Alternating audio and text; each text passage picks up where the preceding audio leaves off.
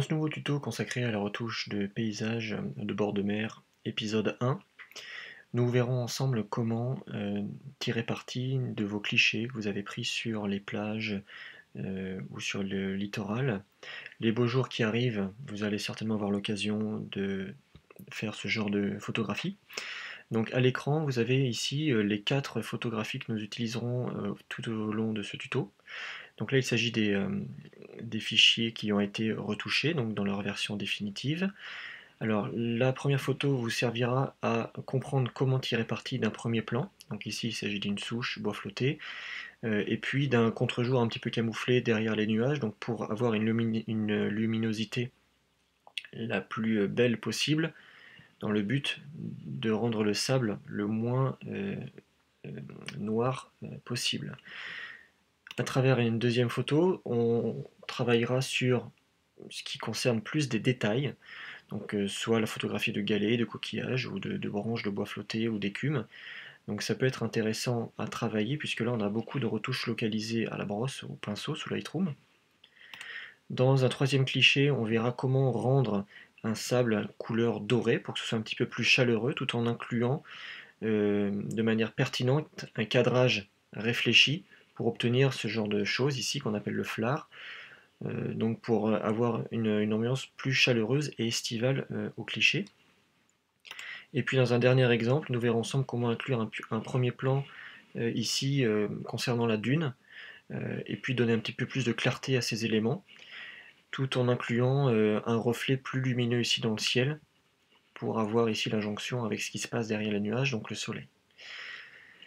Pour que vous puissiez véritablement vous rendre compte de tout ce qui sera entrepris à travers ce tuto pour obtenir ce genre de résultat, eh bien, je vais réinitialiser tous les clichés que l'on utilisera ensemble. Donc ça, il s'agit donc de la première photographie. Si je réinitialise, vous voyez qu'en contre-jour, on obtient quelque chose d'assez terne et avec beaucoup d'ombre. Notamment ici, au premier plan, on ne voit pas trop ce qui se passe.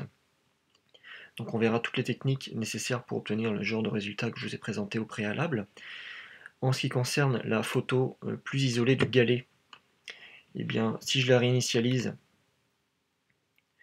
vous voyez que là, c'était quand même quelque chose quasiment de monochrome. Là, c'était vraiment pas terrible. Donc, on va donner une ambiance plus chaleureuse, plus dorée à la photographie, et vraiment en donnant une, une couleur blanche assez percutante à toute cette écume qui est vraiment magnifique sur le côté. En ce qui concerne le troisième cliché, le temps que je vous le recherche, donc c'était donc plus celui-ci, avec cet effet de diagonale ici intéressant, la digue qui se projette dans l'eau, et puis un contre-jour réfléchi, donc évidemment pas en pleine lentille, mais un petit peu sur le côté pour obtenir ce genre de résultat. Donc si je réinitialise la photo, vous voyez qu'on part quand même d'une photo assez sombre, vraiment fade, penchée, donc bon, il y a pas mal de travail à faire là-dessus. Et en ce qui concerne le dernier cliché, alors c'est peut-être plus par là, le temps que je remette la main dessus. Donc je réinitialise mon cliché pour que vous puissiez bien vous rendre compte de quoi il s'agit. Et donc là, toujours le même principe, on a affaire à une photo en contre-jour marqué. Donc là, on voit sur l'histogramme avec des blancs, vous voyez, en rouge qui apparaissent, qui sont complètement cramés. Donc là, on va voir ensemble comment affiner ça et faire quelque chose de beaucoup plus subtil et beaucoup plus chaleureux. Donc j'espère que toutes ces photographies et les manipulations que nous verrons ensemble vous seront très utiles. Donc je vous dis à tout de suite dans le tuto. Merci.